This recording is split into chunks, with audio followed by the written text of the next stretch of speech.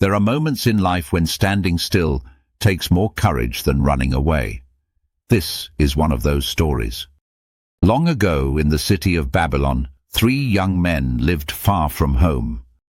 Their names were Shadrach, Meshach, and Abednego. They weren't rebels. They weren't loud.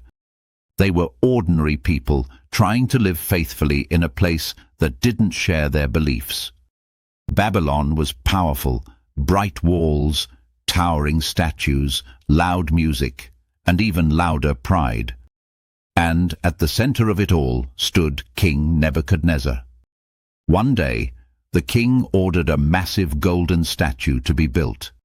When the music played, everyone, rich or poor, young or old, was expected to bow. No questions, no exceptions. When the music began, the crowd moved like a single wave. Thousands of people fell to their knees. Everyone except 3, Shadrach, Meshach, and Abednego, they stood still, not because they wanted attention, not because they thought they were better, but because they believed that some lines aren't meant to be crossed, even when the cost is high. Word spread quickly. The king was furious. These 3 men were brought before him, the glow of the golden statue reflecting off the floor between them. Nebuchadnezzar gave them one last chance. Bow will be thrown into the fiery furnace. And what God will save you then? Room went quiet, and then calmly, without shouting or shaking. One of them spoke. Our God is able to save us, but even if he doesn't, we will not bow. Those words still echo today, even if he doesn't. The king's face hardened.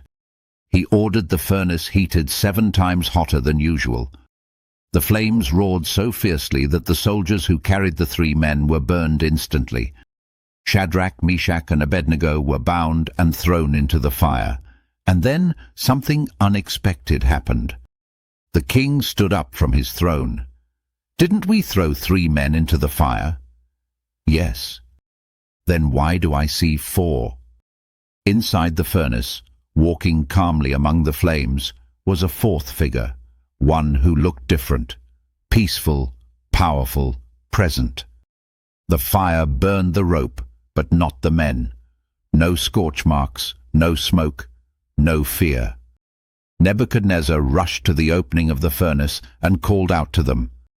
And the 3 men walked out alive, untouched, changed. The crowd stood in silence. The same fire meant to destroy them became the place where God was most visible. That day, the king made a new decree, not because he was forced to, but because he had seen something real.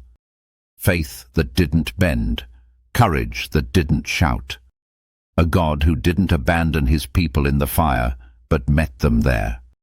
And that's the heart of this story. Sometimes the miracle isn't escaping the flames. Sometimes it's discovering you were never alone in them. Shadrach, Meshach, and Abednego didn't know how the story would end. They just knew who they trusted. And sometimes that's a chant.